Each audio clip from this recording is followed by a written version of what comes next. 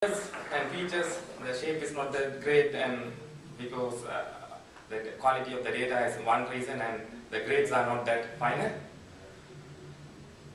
The modeling object system, the decisions made at object can be strategic and tactical. The strategic decisions are like optimum replanting, varietal composition, and the size of the object.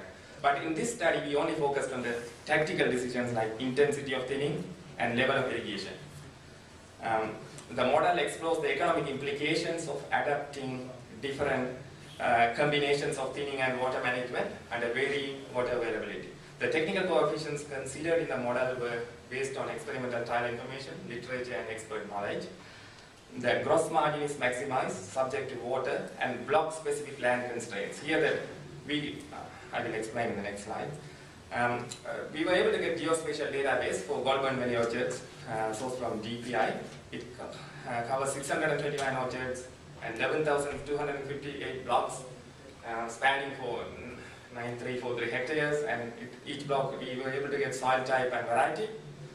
So we tried to build a representative for our orchard to portray the varietal composition in the region. So the varietal composition 35% apple and 15% peaches and 50% pears in that area.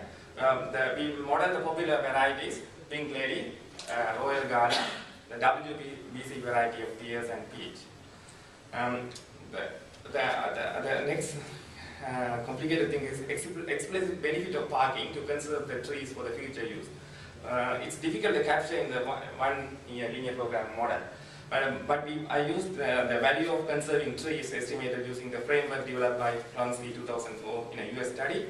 They used that to compensate the forest owners to give money back in case of bushfire. The calculations are based on the present value of the net cost of replacing lost trees and nurturing replacement trees to the production equivalent of lost trees. Net cost includes the cost of replacing trees. It includes stump removal, land preparation, and purchasing and planting of new trees. So, and new tree cultivation cost period, cost that is including the husbandry cost over a year, and lost revenue from non-bearing trees. So these are the values. I was able to come to that pears. One pear tree value $110, apple tree $114, and peach tree $2,665. These are number of trees per hectare from the geospatial database.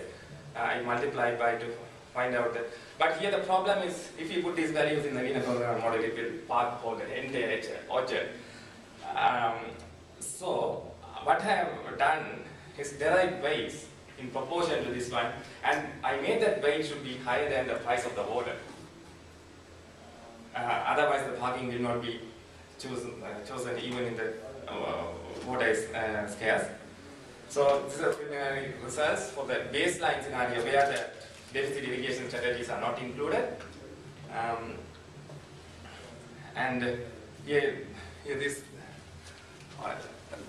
is a variety. The middle number is the intensity of thinning. This is the level of irrigation.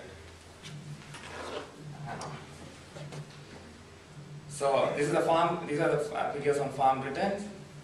The dotted lines indicate the baseline strategy, and the solid line indicating the technology. This is water use under different scenarios. Now, after 50%, more or less, the water savings are coming from the reduction in the orchard size. This is the land use area under different scenarios. So this studies explored options for farm scale tactical decision making in orchards in northern Victoria and quantified economic implications. The relationship between crop load, fruit size, water stress is not a simple one. There are regional differences, but lack of data prevented this from being more specific to the region. Effect of current crop load on next season crop load, that is an important thing we should consider in a sort of dynamic setting. And we believe the model could provide a valuable support in transparent discussions with orchardists about the economic implications of water diversion.